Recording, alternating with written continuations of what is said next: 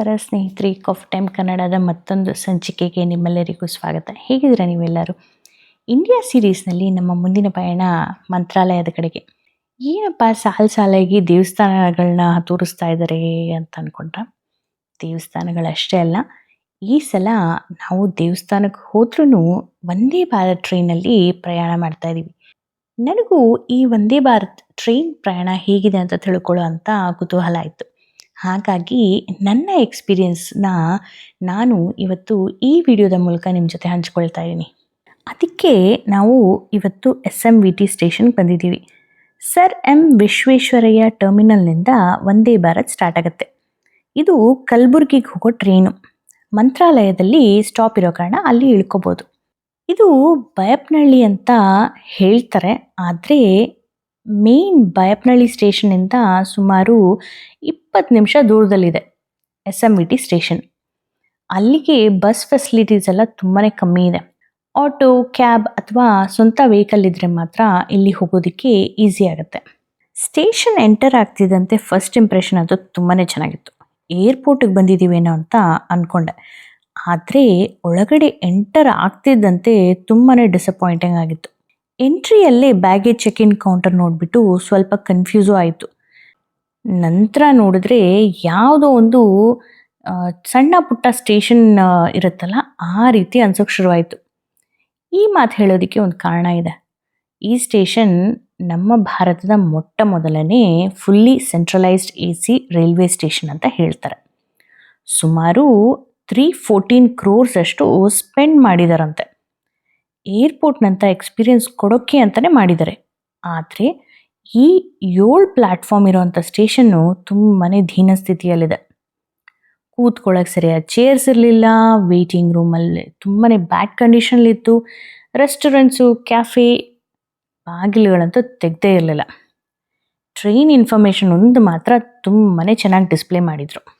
Designing ಅಂತೂ ತುಂಬಾ ಕೆಟ್ಟಾಗಿದೆ. ಸುಲಭ ಮಾಡೋದ ಬದಲು ತೊಂದರೆ ಆಗೋ ರೀತಿಯಲ್ಲೇ ಕಟ್ಟಿದ್ದಾರೆ ಅಂತ ಅನ್ನಿಸ್ಬಿಡ್ತು. ಇಲ್ಲಿ ನೋಡಿ, ಈ ಮೆಟ್ಲು ಕಾಣಿಸ್ತಾ ಇದೆಯಲ್ಲ, ಇದು ಎಲ್ಲಿಗೆ ಹೋಗ್ತಾ ಇದೆ? ಎಲ್ಲಿಗೂ ಹೋಗ್ತಾ ಇಲ್ಲ. ಅಲ್ಲಿಂದ ಎಲ್ಲಿಗಾದ್ರೂ ಕನೆಕ್ಷನ್ ಇದೆಯಾ? ಅದೂ ಇಲ್ಲ. ಅಲ್ಲಿ ಏನು ಗ್ಲಾಸ್ ಹಾಕಿದ್ದಾರೆ ಆ ಮೆಟ್ಲು ಕಟ್ಟಿದ ಮೇಲೆ ಅದು ಗೊತ್ತಿಲ್ಲ. ಇಂಥದ್ದು ಸಾಕಷ್ಟು ಜಾಗಗಳಲ್ಲಿ ವಿನಾಕಾರಣ ಏನೇನೋ ಇದ್ವು. ಡಿಸೈನಿಂಗ್ ವಿಷಯ ಪಕ್ಕಕ್ಕಿಟ್ರೆ, ಎಲ್ಲಂದ್ರೆ ಅಲ್ಲಿ ಉಳಿರೋದಂತೂ ಎಲ್ಲ ಸ್ಟೇಷನಲ್ಲಿರೋ ಥರ ಈ ಸ್ಟೇಷನಲ್ಲೂ ಮಾಡಿದ್ದಾರೆ. ಹಾಗಾಗಿ ಇವ್ರು ಮಾಡಿರೋ ಖರ್ಚು, ಆ ಎಕ್ಸ್ಪೀರಿಯನ್ಸ್ ಕೊಡಬೇಕು ಅಂತ ಇದ್ದಂಥ ಉದ್ದೇಶ ಎಲ್ಲ ವೇಸ್ಟ್ ಆಯಿತು ಅಂತಲೇ ಅನ್ನಿಸ್ತು. ಇನ್ನು ಆಟೋ ಮತ್ತು ಕ್ಯಾಬ್ ಡ್ರೈವರ್ಸ್ ಅಂತೂ ಅವ್ರು ಹೇಳಿದ್ದೆ ಬೆಲೆ. ಈ ಟರ್ಮಿನಲ್ನಿಂದ ಫೋನ್ ಮತ್ತು ಇಂಟರ್ನೆಟ್ ಆ್ಯಕ್ಸಸ್ ಏನಿದೆ ಅದು ಆಗೋದೇ ಇಲ್ಲ. ಫೋನ್ ಮಾಡೋಕ್ಕಂತೂ ಆಗೋದೇ ಇಲ್ಲ. ಜಾಮಸ್ ಯೂಸ್ ಮಾಡಿದಾರೇನೋ ಅಂತ ನನಗನ್ನಿಸ್ತು. ಆದರೆ ಒಂದು ಸಲ ಪ್ಲ್ಯಾಟ್ಫಾರ್ಮ್ ಬಂದಮೇಲಂತೂ ವಂದೇ ಭಾರತ್ ನೋಡಿದ ಮೇಲೆ ಈ ಎಲ್ಲ ವಿಚಾರ ಮರ್ತೇ ಹೋಯಿತು. ಎಷ್ಟು ಚೆನ್ನಾಗಿದೆ ಗೊತ್ತಾ? ಹೊರಗಿಂದನೇ ಇಷ್ಟು ಚೆನ್ನಾಗಿದೆಯಲ್ಲ, ಒಳಗೆ ಹೋಗಿ ಹೇಗಿದೆ ಅಂತ ಎಕ್ಸ್ಪ್ಲೋರ್ ಮಾಡೋಣ ಅಂತ ಇನ್ನೂ ಕುತೂಹಲ ಜಾಸ್ತಿ ಆಯ್ತು ನನಗೆ. ಸಾಕಷ್ಟು ವಿಡಿಯೋಗಳಲ್ಲಿ ಸಾಕಷ್ಟು ಜನ ಶೇರ್ ಮಾಡಿದ್ದು ನೋಡಿದ್ವಿ, ಆದರೆ ನಮ್ಮ ಪರ್ಸ್ನಲ್ ಎಕ್ಸ್ಪೀರಿಯೆನ್ಸೇ ಬೇರೆ ಇರುತ್ತೆ ಅಲ್ವಾ? ಟ್ರೈನ್ ಹೊರಗಿಂದ ಸಾಕಷ್ಟು ಫುಟೇಜ್ ತೊಗೊಂಡ ನಂತರ ಕೆಲವೊಂದು ಪರ್ಸ್ನಲ್ ಪಿಕ್ಚರ್ಸ್ ಸಹ ತೊಗೊಳ್ಳೇಬೇಕಾದಂಥ ವಿಷಯ ಅಲ್ವಾ? ಫಸ್ಟ್ ಟೈಮ್ ಎಕ್ಸ್ಪೀರಿಯೆನ್ಸ್ ಯಾವಾಗಲೂ ಸ್ಪೆಷಲ್ ಆಗಿರುತ್ತೆ.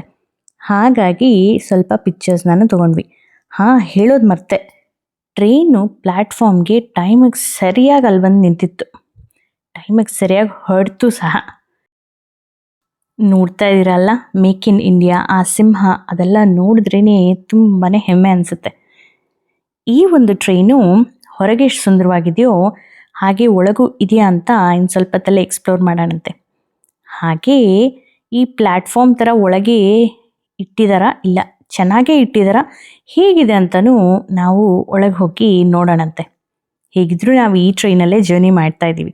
ಶೇರ್ ಮಾಡದೇ ಇರ್ತೀನಾ? ಮಾಡೇ ಮಾಡ್ತೀನಿ ಅಲ್ವಾ? ಒಳಗೆ ಹೋಗಿಬಿಡೋಣ. ಇನ್ನು ಒಳಗೆ ಹೋಗಿ ನೋಡೋಣ ಏನೆಲ್ಲ ಫೀಚರ್ಸ್ ಇದೆ ಅಂತ. ತುಂಬಾ ಸ್ಪೇಷಿಯಸ್ ಆಗಿರುವಂಥ ಈ ಟ್ರೈನು ನನಗಂತೂ ತುಂಬ ಇಷ್ಟ ಆಯಿತು. ಈ ಟ್ರೈನಲ್ಲಿ ಟ್ರಾವೆಲ್ ಮಾಡ್ತಾ ಇದ್ದೀವಿ ಅಂತಲೇ ಅನಿಸಿಲ್ಲ, ಅಷ್ಟು ಚೆನ್ನಾಗಿತ್ತು. ಬನ್ನಿ ಒಳಗಡೆ ಹೋಗಿ ನೋಡೇ ಬಿಡೋಣ ಹೇಗಿದೆ ಅಂತ ಹೇಳಿ. ಫುಲ್ಲಿ ಸೆಂಟ್ರಲೈಸ್ಡ್ AC ಇರುವಂಥ ಈ ಟ್ರೈನ್ಗೆ ಆಟೋಮೆಟಿಕ್ ಡೋರ್ಸ್ ಇದೆ. ಚೇರ್ಸು ಸಹ ರಿಕ್ಲೈನಿಂಗ್ ಇದೆ. ಸಾಧಾರಣವಾಗಿ 7 ಅವರ್ಸಿಂದ 10 ಅವರ್ಸ್ ಅಷ್ಟು ಟೈಮ್ ತೊಗೊಳತ್ತಂತೆ ಬೆಂಗಳೂರಿಂದ ಮಂತ್ರಾಲಯಂಗೆ ಹೋಗೋಕ್ಕೆ. ಆದರೆ ಈ ವಂದೇ ಭಾರತ್ ಟ್ರೈನಲ್ಲಿ ನಾವು ಅದನ್ನು 5.5 ಅವರ್ಸಲ್ಲಿ ಕವರ್ ಮಾಡ್ತೀವಿ. ಬನ್ನಿ, ಟ್ರೈನ್ ಹೊರಡೋಕ್ಕೆ ಮುಂಚೆ ಟ್ರೈನಲ್ಲಿ ಏನೆಲ್ಲ ಇದೆ ಅಂತ ಬೇಗ ಎಕ್ಸ್ಪ್ಲೋರ್ ಮಾಡಿಬಿಡೋಣಂತೆ. ಫ್ಲೈಟಲ್ಲಿರೋ ಥರನೇ ತುಂಬಾ ಚೆನ್ನಾಗಿದೆ. ಎಲ್ಲ ಫೆಸಿಲಿಟೀಸ್ ನೋಡ್ತಾ ಇರಲ್ಲ, ಇಷ್ಟು ಸ್ಪೇಷಿಯಸ್ ಆಗಂತೂ ಫ್ಲೈಟಲ್ಲಿರಲ್ಲ. ಆದರೆ ಇಲ್ಲಿ ತುಂಬಾ ಸ್ಪೇಷಿಯಸ್ ಆಗಿ ಹಾಟ್ ವಾಟರ್ ಮತ್ತು ಕೋಲ್ಡ್ ವಾಟರ್ ಎರಡೂ ಬರೋ ರೀತಿ ಅರೇಂಜ್ಮೆಂಟ್ಸ್ ಇದೆ. ನಾನಾಗಲೇ ಹೇಳಿದ ಹಾಗೆ ಆಟೋಮ್ಯಾಟಿಕ್ ಡೋರ್ಸ್, ಸ್ಲೈಡಿಂಗ್ ಡೋರ್ಸ್ ಇದೆ. ಯಜಮಾನರು ನಾನು ವಿಡಿಯೋ ತೆಗೆಯೋ ಅಷ್ಟರಲ್ಲಿ ಎಲ್ಲ ಸೆಟಲ್ ಡೌನ್ ಆಗ್ತಾ ಇದ್ದಾರೆ. ನಮ್ಮ ಬ್ಯಾಗೇಜ್ ಎಲ್ಲ ಮೇಲ್ಗಡೆ ಇಡೋದಕ್ಕೆ ಒಂದು ಪ್ರಾವಿಷನ್ ಕೊಟ್ಟಿದ್ದಾರೆ. ಸೊ ಅಲ್ಲಿ ಎಲ್ಲ ಅದನ್ನು ಇಟ್ಟು ರೆಡಿ ಆಗ್ತಾ ಇದ್ದಾರೆ ಕುತ್ಕೊಂಡು ಪ್ರಯಾಣ ಮಾಡೋದಕ್ಕೆ. ನಾನು ಅಷ್ಟರಲ್ಲಿ ಇನ್ನೊಂದು ಕಡೆ ಅಂದರೆ ಈ ಪ್ಯಾಂಟ್ರಿ ಏನಿದೆ ಇಲ್ಲೇನೆಲ್ಲ ಇದೆ ಅಂತ ಹೇಳ್ಬಿಟ್ಟು ನೋಡೋಣ ಅಂತ ನಾನು ಬಂದೆ.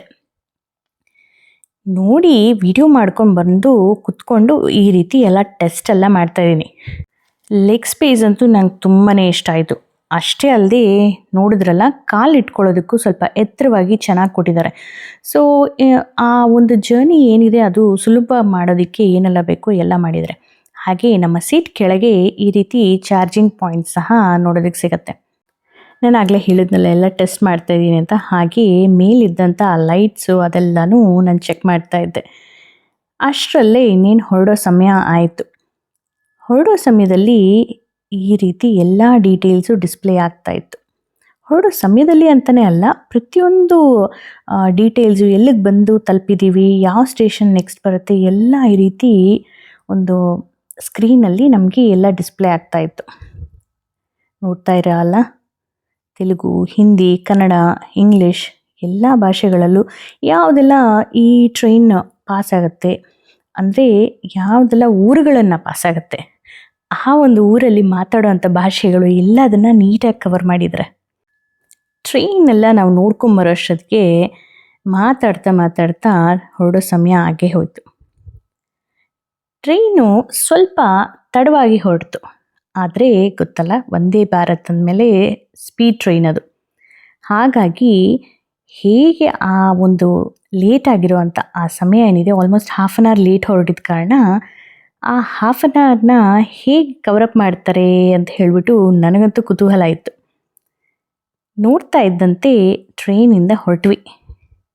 ಈ ರೀತಿ ಸಾಕಷ್ಟು ಒಳ್ಳೊಳ್ಳೆ ವ್ಯೂಸ್ ನೋಡೋದಕ್ಕೆ ಸಿಕ್ತು. ಅಫ್ಕೋರ್ಸ್ ಇನ್ನು ನಿಮಗೆ ಒಳ್ಳೆ ವ್ಯೂಸ್ ಕಾಣಿಸ್ತಾ ಇಲ್ಲ. ಇದು SMBT ಸ್ಟೇಷನಲ್ಲಿ ಹೊಸದಾಗಿ ಕಟ್ಟಿರೋ ಕಾರಣ ಅಲ್ಲಿರುವಂಥ ಪೋಸ್ಟ್ ಆಫೀಸು, ಅಲ್ಲಿ ಪೋಸ್ಟ್ ಎಲ್ಲ ಬರುತ್ತಲ್ಲ, ಮೇಲ್ಸ್ ಎಲ್ಲ, ಅದನ್ನೆಲ್ಲ ಸಾರ್ಟ್ ಮಾಡೋವಂಥ ಸ್ಟೇಷನ್ ಸಹ ಇಟ್ಕೊಂಡಿದ್ದಾರೆ. ಸೊ ಹಾಗಾಗಿ ಅದರ ಒಂದು ತುಣುಕದು. ಇಲ್ಲಿ ಹಾಗೆ ಸಾಕಷ್ಟು ಆ ಜಾಗದಲ್ಲಿ, ಆ ಒಂದು ಸ್ಟೇಷನ್ ಜಾಗದಲ್ಲಿ ಬದಲಾವಣೆಗಳು ಏನೆಲ್ಲ ಆಗ್ತಾ ಇದೆ ಅನ್ನೋದನ್ನು ನಮಗೆ ನೋಡೋದಕ್ಕೆ ಸಿಗುತ್ತೆ. ನೋಡಿ, ಈ ರೀತಿ ನಮಗೆ ಆ್ಯಪಲ್ಲಿ ಎಲ್ಲ ಪ್ರೋಗ್ರೆಸ್ ಕಾಣಿಸುತ್ತೆ. ಏನೆಲ್ಲ ಟ್ರೈನ್ ವಿಷಯವಾಗಿ ಚೇಂಜಸ್ ಆಗ್ತಾ ಇದೆ ಅಂದರೆ, ನಾವು ಯಾವ ಸ್ಟೇಷನ್ಗೆ ಬಂದ್ವಿ ಇಲ್ಲಿ ನೋಡಿದ್ವಲ್ಲ, ಈ ಡಿಸ್ಪ್ಲೇ ಏನು ಕಾಣ್ತಾ ಇದೆ, ಈ ಮಾನಿಟ್ರಲ್ಲಿರೋದೇ ಆ ಆ್ಯಪಲ್ಲೂ ನಮ್ಗೆ ಕಾಣಿಸುತ್ತೆ. ಯಾವ ಸ್ಟೇಷನಿಗೆ ಬಂದ್ವಿ, ಯಾವ ಸ್ಟೇಷನ್ ನೆಕ್ಸ್ಟ್ ಇದೆ, ಎಷ್ಟೊತ್ತಿಗೆ ರೀಚ್ ಆಗ್ತೀವಿ, ಪ್ರತಿಯೊಂದನ್ನು ನಾವಲ್ಲಿ ಟ್ರ್ಯಾಕ್ ಮಾಡ್ಕೋಬೋದು. ಒಂದೊಂದು ಸಲ ಏನಾಗುತ್ತೆ, ಮಾನಿಟರ್ ತುಂಬ ದೂರ ಇರುತ್ತೆ. ಆ ಸ್ಕ್ರೀನ್ ದೂರ ಇದ್ದಾಗ ಈ ಥರ ನಾವು ಆ್ಯಪಲ್ಲಿ ಟ್ರ್ಯಾಕ್ ಮಾಡ್ಕೋಬೋದು. ನಾನು ವಿಡಿಯೋ ಸ್ಟಾರ್ಟಿಂಗಲ್ಲೇ ಹೇಳಿದ್ನಲ್ಲ, ಇದು ಬೈಯಪ್ಪನಹಳ್ಳಿ ಅಂತ ಕರೆಸ್ಕೊಳ್ಳುತ್ತೆ, ಆದರೆ ಇದು ಬೈಯಪ್ಪನಹಳ್ಳಿಯಿಂದ 20 ನಿಮಿಷ ದೂರದಲ್ಲಿದೆ ಅಂತ ಹೇಳಿಬಿಟ್ಟು. ಸೊ ಹಾಗಾಗಿ ಆ ಒಂದು SMBT ಸ್ಟೇಷನಿಂದ ಬೈಯಪ್ಪನಹಳ್ಳಿ ಸ್ಟೇಷನ್ ಕಡೆಗೆ ಸದ್ಯಕ್ಕೆ ನಾವು ಹೋಗ್ತಾ ಇದ್ದೀವಿ. ಇಲ್ಲಿ ನೋಡ್ತಾ ಇರಲ್ಲ, ಎಷ್ಟೊಂದು ಫ್ಲೈಓವರ್ಸು, ಎಷ್ಟೊಂದು ಚೇಂಜಸ್ ಎಲ್ಲ ಆಗ್ತಾಯಿದೆ ಅಂತ. ಸಾಧಾರಣವಾಗಿ ನಾವು ರೋಡಲ್ಲಿ ಹೋಗುವಾಗ ಇಂಥದ್ದೆಲ್ಲ ನಮ್ಗೆ ನೋಡೋದಕ್ಕೆ ಸಿಗಲ್ಲ. ಆದರೆ ಈ ಟ್ರೈನ್ ಅಲ್ಲಿ ನಮಗೆ ಸಾಕಷ್ಟು ನಮ್ಮ ಬೆಂಗಳೂರಿನ ಈ ಭಾಗದಲ್ಲಿ ಆಗ್ತಾ ಇರೋವಂಥ ಎಲ್ಲ ಬದಲಾವಣೆಗಳನ್ನು ನಾವಿಲ್ಲಿ ನೋಡ್ಬೋದು. ನಾವು ತೊಗೊಂಡಿದ್ದು ಚೇರ್ ಕಾರಲ್ಲಿ, ಹಾಗಾಗಿ ರೊಟೇಟಿಂಗ್ ಚೇರ್ಸ್ ಎಲ್ಲ ನಾನು ನಿಮ್ಮ ಜೊತೆ ಶೇರ್ ಮಾಡೋದಕ್ಕಾಗೋದಿಲ್ಲ. ಎಕ್ಸಿಕ್ಯೂಟಿವ್ ಕ್ಲಾಸಲ್ಲಿ ಮಾತ್ರ ರೊಟೇಟಿಂಗ್ ಚೇರ್ಸ್ನ ನೋಡ್ಬೋದು. ಹೌದು ಸ್ನೇಹಿತರೆ, ಈ ಒಂದು ವಂದೇ ಭಾರತಲ್ಲಿ 180 ಡಿಗ್ರಿ ರೊಟೇಟಿಂಗ್ ಸೀಟ್ ಸಹ ನಮಗೆ ಎಕ್ಸಿಕ್ಯೂಟಿವ್ ಕ್ಲಾಸಲ್ಲಿ ನೋಡೋದಕ್ಕೆ ಸಿಗುತ್ತೆ. ನೋಡ್ತಾ ಇರಲ್ಲ, ಟ್ರೈನ್ ಮೂವ್ ಆಗ್ತಿದ್ದಂತೆ ನಮಗೆ ಪ್ರತಿಯೊಬ್ಬರಿಗೆ ಒಂದು ವಾಟರ್ ಬಾಟಲ್ನಂತೆ 1/2 ಲೀಟರ್ ವಾಟರ್ ಬಾಟಲ್ ಕೊಟ್ಟರು. ನಂತರ ಅವತ್ತಿನ ನ್ಯೂಸ್ ಪೇಪರ್ ಸಹ ಕೊಟ್ಟರು. ನ್ಯೂಸ್ ಪೇಪರು ಈ ರೀತಿ ಫಿಸಿಕಲ್ ಕಾಪಿ ಕೈಯಲ್ಲಿ ಹಿಡಿದು ಓದಿ ಮಾಡಿ ಎಲ್ಲ ತುಂಬ ವರ್ಷಗಳೇ ಆಗೋಗಿತ್ತು. ಯಾವಾಗಲೂ ನಾವು ಸ್ಕೂಲು ಕಾಲೇಜಲ್ಲಿದ್ದಾಗ ಓದ್ತಾ ಇದ್ದಿದ್ದು. ನಂತರ ಕೆಲಸಕ್ಕೆ ಶುರು ಮಾಡಿದ್ಮೇಲೆ ಈ ಬ್ಯುಸಿ ಲೈಫಲ್ಲಿ ಆನ್ಲೈನ್ ಓದೋದಕ್ಕೆ ಶುರು ಮಾಡಿದ್ವಿ.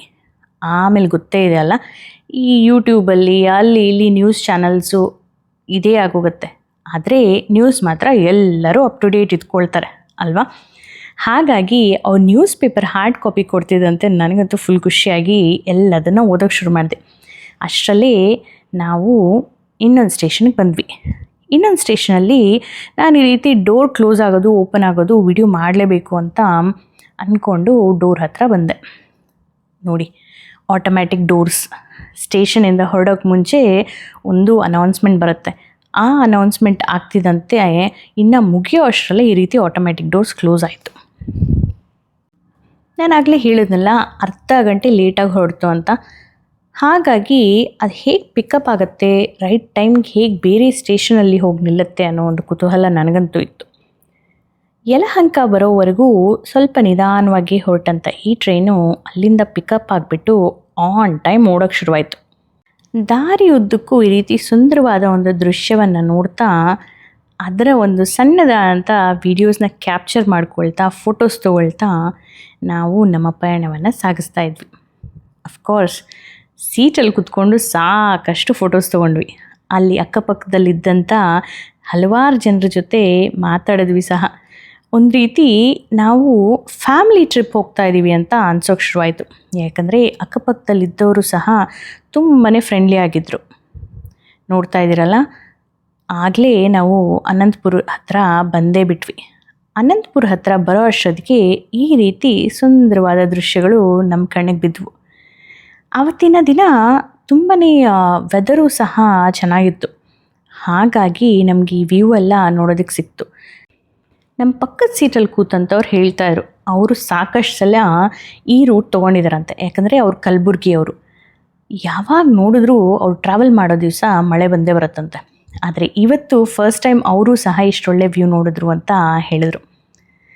ಹಾಗೆ ಅನಂತಪುರ ಹತ್ರ ಬರ್ತಿದ್ದಂತೆ ಆಲ್ಮೋಸ್ಟ್ ಸ್ನ್ಯಾಕ್ ಟೈಮ್ ಆಗೇ ಬಿಡ್ತು. ಹಾಗಾಗಿ ಈ ಸ್ನ್ಯಾಕ್ಸ್ ಎಲ್ಲ ನಮಗೆ ತೊಗೊಂಬಂದು ಸರ್ವ್ ಮಾಡಿದ್ರು. ಅಫ್ಕೋರ್ಸ್ ಈ ಫುಡ್ ಮತ್ತು ಸ್ನ್ಯಾಕ್ಸ್ಗೆ ನಾವು ರಿಜಿಸ್ಟರ್ ಮಾಡ್ಕೋಬೇಕಾಗತ್ತೆ. ನಾವು ಸೀಟ್ ಬುಕ್ಕಿಂಗ್ ಮಾಡ್ತೀವಲ್ಲ, ಅಂದರೆ ಟ್ರೈನ್ ಬುಕ್ಕಿಂಗ್ ಮಾಡ್ತೀವಲ್ಲ, ಆ ಟೈಮಲ್ಲೇ ನಾವು ಏನೆಲ್ಲ ನಮಗೆ ಫುಡ್ ಆಪ್ಷನ್ಸ್ ಇದೆ ಅಂತ ಹೇಳಿಬಿಟ್ಟು ನೋಡಿಬಿಟ್ಟು ನಾವು ಬುಕ್ಕಿಂಗ್ ಮಾಡ್ಕೋಬೋದು. ಬುಕ್ಕಿಂಗ್ ಮಾಡಿಲ್ಲ ಅಂದರೆ ಅಲ್ಲೇ ಬೇಕಾದರೆ ಪರ್ಚೇಸ್ ಸಹ ಮಾಡ್ಬೋದು ನಾವು. ಹಾಗಾಗಿ ನಾವು ಆಲ್ರೆಡಿ ಬುಕ್ಕಿಂಗ್ ಮಾಡಿದ್ವಿ. ಅದಕ್ಕೆ ಅವರು ತೊಗೊಂಬಂದು ಕೊಟ್ಟರು. ಟೈಮಿಗೆ ಸರಿಯಾಗಿ ತೊಗೊಂಬಂದು ಕೊಟ್ಟರು. ನಮ್ಗೆ ನೋಡ್ತಾ ಇದ್ದೀರಲ್ಲ, ಕಚೋರಿ ಕೊಟ್ಟಿದ್ದರು, ಮಾಝಾ ಕೊಟ್ಟಿದ್ದರು, ಮೂಂಗ್ ದಾಲ್ ಸ್ನ್ಯಾಕ್ ಮತ್ತು ಕೆಚಪ್ಪು.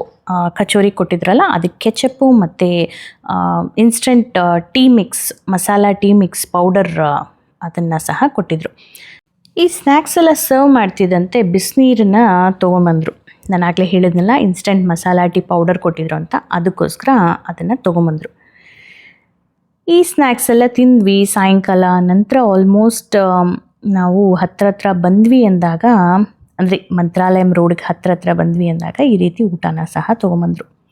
ಒಂದು ಪನ್ನೀರ್ ಕರಿ ಇತ್ತು, ಒಂದು ಗೋಬಿ ಡ್ರೈ ಪಲ್ಯ ಥರ ಇತ್ತು, ನೆಕ್ಸ್ಟ್ ಒಂದು ದಾಲ್ ಇತ್ತು, ಮತ್ತು ಸ್ವಲ್ಪ ರೈಸ್ ಮತ್ತು 2 ಚಪಾತಿ. ಇಷ್ಟು ನಮ್ಮ ಮೀಲಲ್ಲಿ ಕವರ್ ಆದಂಥದ್ದು. ಅನ್ನ ಸ್ವಲ್ಪ ಗಟ್ಟಿ ಇದ್ರೂ ದಾಲ್ ಮಿಕ್ಸ್ ಮಾಡಿಕೊಂಡಾಗ ಓಕೆ ತಿನ್ಬೋದು ಅಂತಲೇ ಅನ್ನಿಸ್ತು. ಓವರ್ ಆಲ್ ಎಕ್ಸ್ಪೀರಿಯನ್ಸ್ ಅಂತೂ ನಮಗೆ ತುಂಬಾ ಚೆನ್ನಾಗಿತ್ತು. ಬೆಳಕಿರೋವರೆಗೂ ನಾವಂತೂ ಹೊರಗಿನ ವ್ಯೂ ಸಹ ತುಂಬಾ ಎಂಜಾಯ್ ಮಾಡಿದ್ವಿ. ಟ್ರೈನ್ ಒಳಗೂ ಹೊರಗೂ ತುಂಬಾ ಒಳ್ಳೆ ಎಕ್ಸ್ಪೀರಿಯನ್ಸ್ ಆದ ನಂತರ ಈ ರೀತಿ ಬಂದು ನಾವು ಮಂತ್ರಾಲಯಂ ರೋಡ್ಗೆ ಬಂದು ತಲುಪೇ ಬಿಟ್ವಿ ಆನ್ ಟೈಮ್. ಅದೇ ಮುಖ್ಯ ಅಲ್ವಾ. ಟ್ರೈನ್ ಅಂದ್ರೇ ಲೇಟು ಅನ್ನೋ ಒಂದು ಮಾತು ಇದ್ದೇ ಇದೆ. ಆದರೆ ಈ ವಂದೇ ಭಾರತ್ ಟ್ರೈನ್ ಲೇಟಾಗಿ ಹೊರಟರು ಆನ್ ಟೈಮ್ ನಮ್ಮನ್ನು ತಲುಪಿಸೇ ಬಿಡ್ತು. ಒಟ್ಟಿನಲ್ಲಿ ನಮ್ಮ ಎಕ್ಸ್ಪೀರಿಯನ್ಸ್ ಅಂತೂ ತುಂಬಾ ಚೆನ್ನಾಗಿತ್ತು. ಒಂದು ಫ್ಲೈಟ್ನಂತಹ ಎಕ್ಸ್ಪೀರಿಯನ್ಸ್ ಕೊಡಬೇಕು ಅಂತ ಮಾಡಿರುವಂಥ ಈ ವಂದೇ ಭಾರತ್ ಟ್ರೈನ್ ನಿಜವಾಗ್ಲೂ ಹಾಗೆ ಇತ್ತಾ? ಅದು ಅವರವರ ಒಂದು ಎಕ್ಸ್ಪೀರಿಯನ್ಸಿಗೆ ಬಿಟ್ಟಿದ್ದು. ಆದರೆ ನಮಗೆ ಮಾತ್ರ ತುಂಬಾ ಇಷ್ಟ ಆಯಿತು. ಮಂತ್ರಾಲಯಂ ರೋಡ್ನ ಸುಂದರವಾದ ಸ್ಟೇಷನಲ್ಲಿ ಇಳ್ಕೊಂಡು ಒಂದು ಆಟೋ ತಗೊಂಡು ನಾವು ಈ ರೀತಿ ಮಂತ್ರಾಲಯಂ ದೇವಸ್ಥಾನದ ಹತ್ರ ಬಂದೇ ಬಿಟ್ವಿ. ನಮ್ಮ ಈ ವಂದೇ ಭಾರತ್ ಟ್ರೈನ್ ಎಕ್ಸ್ಪೀರಿಯನ್ಸ್ನ ನಿಮ್ಮ ಜೊತೆ ಶೇರ್ ಮಾಡಿದ್ದೀನಿ. ನೀವು ಯಾರಾದರೂ ಈಗಾಗಲೇ ಟ್ರಾವೆಲ್ ಮಾಡಿದ್ದೀರಾ ಅಂದರೆ ನಿಮ್ಮ ಎಕ್ಸ್ಪೀರಿಯನ್ಸ್ ಹೇಗಿತ್ತು ಅಂತ ಶೇರ್ ಮಾಡ್ಬೋದು ನೀವು. ಮುಂದಿನ ಸಂಚಿಕೆಯಲ್ಲಿ ನಾವು ಮಂತ್ರಾಲಯಂನ ಎಕ್ಸ್ಪ್ಲೋರ್ ಮಾಡ್ತಾ ರಾಯರ ದರ್ಶನವನ್ನು ಪಡೆಯೋಣಂತೆ. ವಿಡಿಯೋ ಇಷ್ಟ ಆದಲ್ಲಿ ಹೇಗನ್ನಿಸ್ತು ಅಂತ ತಿಳಿಸೋದನ್ನು ಮರಿಬೇಡಿ. ಹಾಗೆ ಫ್ರೆಂಡ್ಸ್ ಆ್ಯಂಡ್ ಫ್ಯಾಮಿಲಿ ಜೊತೆ ಶೇರ್ ಮಾಡೋದನ್ನು ಮರಿಬೇಡಿ. ಕಮೆಂಟ್ ಮಾಡಿದ್ರೆ ಮತ್ತೆ ವಿಡಿಯೋನ ಸೇವ್ ಮಾಡಿಕೊಂಡಾಗ ಸಾಕಷ್ಟು ರೀಚ್ ಸಿಗತ್ತೆ. ನಾನು ಈ ವಿಡಿಯೋನ ನಿಮ್ಮ ಮುಂದೆ ತೊಗೊಂಬರೋದಕ್ಕೆ ಪಡುವಂಥ ಶ್ರಮಕ್ಕೆ ಒಂದು ಪ್ರತಿಫಲ ಸಿಕ್ಕಂಗಾಗತ್ತೆ. ಸಬ್ಸ್ಕ್ರೈಬ್ ಮಾಡ್ಕೊಂಡಿರೋ ಎಲ್ಲರಿಗೂ ತುಂಬಾ ಧನ್ಯವಾದಗಳು. ಇನ್ನೂ ಮಾಡ್ಕೊಂಡಿಲ್ಲ ಅಂದರೆ ಈಗಲೇ ಮಾಡ್ಕೊಳ್ಳಿ. ಚಾನಲ್ ಸಬ್ಸ್ಕ್ರಿಪ್ಷನ್ ಫ್ರೀ ಇದೆ. ಸರಿ, ಮತ್ತೆ ಮುಂದಿನ ಸಂಚಿಕೆಯಲ್ಲಿ ಮತ್ತೊಂದು ಇಂಟ್ರೆಸ್ಟಿಂಗ್ ವಿಡಿಯೋದೊಂದಿಗೆ ಮತ್ತೆ ಭೇಟಿ ಆಗ್ತೀನಿ. ಅಲ್ಲಿವರೆಗೂ ಗೊತ್ತಲ್ಲ, ಖುಷಿಯಾಗಿರಿ, ಖುಷಿನ ಹಂಚ್ತಾ ಇರಿ. ಬಾಯ್.